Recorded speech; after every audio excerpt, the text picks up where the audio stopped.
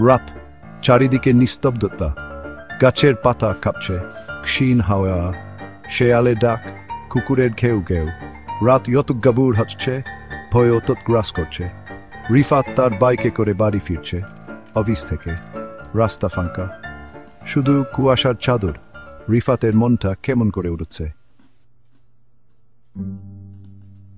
তার বাইক থেমে গেল। রিফাত অবাক। কি হলো বুঝতে পারছে না। আবার চালু করার চেষ্টা করলো। চারপাশে তাকিয়ে দেখল কেউ নেই, শুধু কুয়াশার সমুদ্র। রিফাত নামলো বাইক থেকে। কি করবে ভাবছে।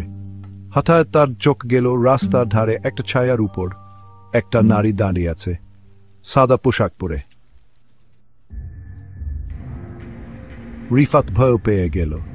এত রাতে এখানে এই নারী কি করে? কাছে আর সাহস হচ্ছে না তার। তবুও সে ডাকল, এই আপা। নারী ঘুরে তাকালো। নারীর চোখ দুটো নীল, ঠিক এন সমুদ্রের জল। রিফাত আরো ভয় পেয়ে গেল। নারী কিছু বলল না, শুধু একবার তাকিয়ে আবার মুখ ঘুরিয়ে নিল। রিফাত ভাবল নারী হয়তো অসুস্থ। সাহস করে এগিয়ে গেল। আপনার কি হয়েছে? আমি কি সাহায্য করতে পারি? নারী আবার ঘুরে তাকালো। এবার তার চোখ দুটো লাল হয়ে উঠেছে এবং তার মুখটা।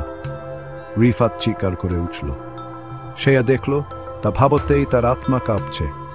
রিফাত পিছনে তাকিয়ে দট্টু দিল। সে জানে না কোথায় আসছে, শুধু দকটাচ্ছে। তার পিছনে কেউ আসছে। সে শুনতে পাচ্ছে একটা ভয়ঙ্কর হাসির আওয়াজ। ভিডিওটি যদি ভালো লেগে থাকে তো অবশ্যই আমার চ্যানেলটি সাবস্ক্রাইব করবেন। আজকের মতো এখানে শেষ করছি। আল্লাহ হাফেজ। বাংলাদেশ জিন্দাবাদ।